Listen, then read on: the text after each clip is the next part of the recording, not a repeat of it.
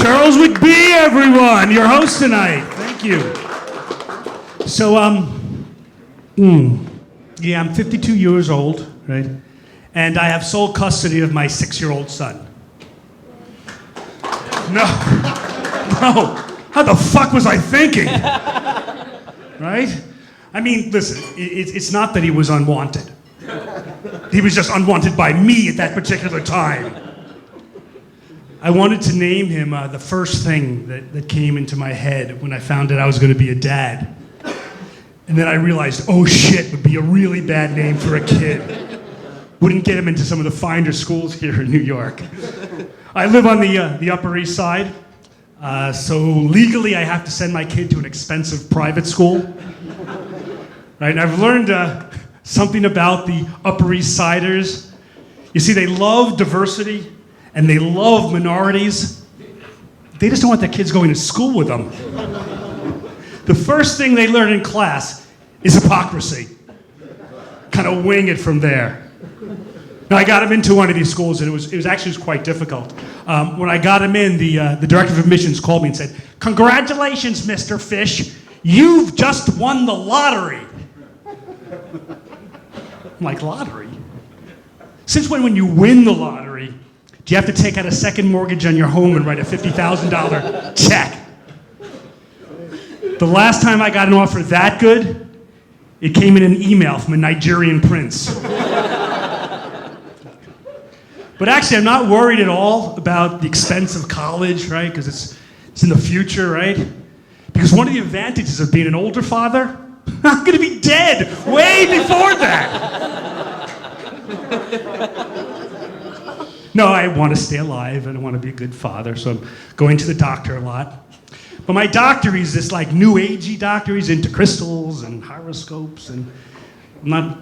So I was on the doctor's examination table the other day. I said, "Doc, how am I doing?"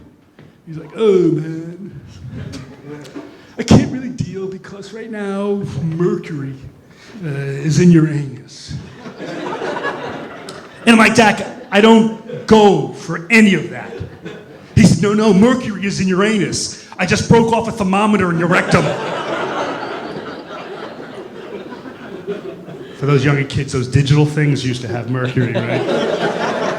So it's good when that one gets a laugh because there's an age barrier in that. No, but I'm single and I'm trying to date a little bit, but between my kid and all the work, I don't really have time. So the kids in my office, they put me up on Tinder, right?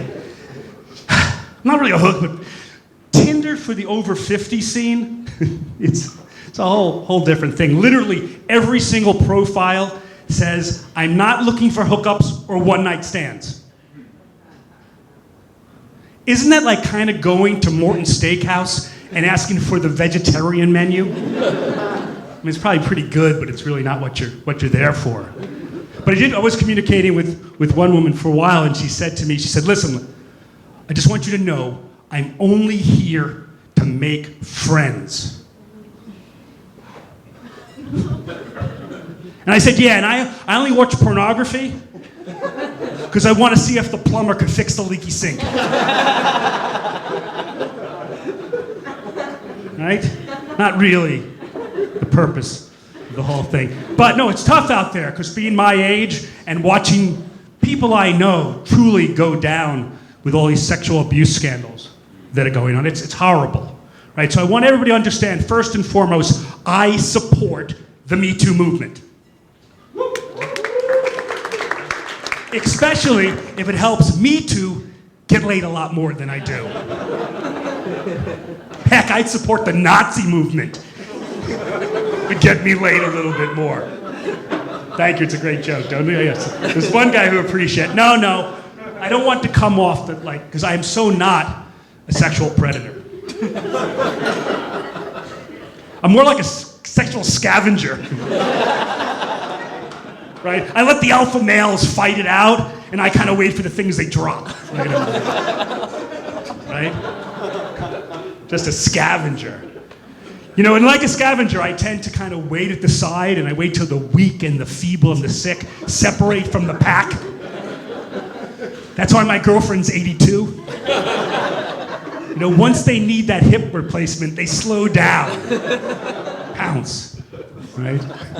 No, but truly, did you hear the latest? A person who, one of a famous celebrity who just got caught in a horrible scandal recently? No? No? Ron Jeremy, international porn star?